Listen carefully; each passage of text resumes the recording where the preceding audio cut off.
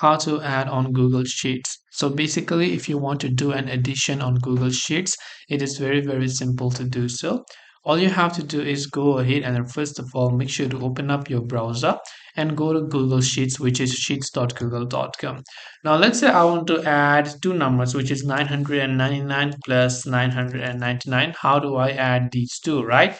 So what you want to do is, if you want to add these, first of all, in a certain column or a format or in a row, you want to type in equals to, and then the number that you'd like to add or subtract, plus. Since we're trying to add it, we will select plus, and then we will select another 99. Then once done, when we hit the enter button, you will see the result right here. And this way you'll be able to go ahead and then basically add in Google Sheets. I hope that this video helped you. If you have got any further questions, feel free to leave them down below. Thank you for watching till the very end of this tutorial, and as always, see you soon in the next video.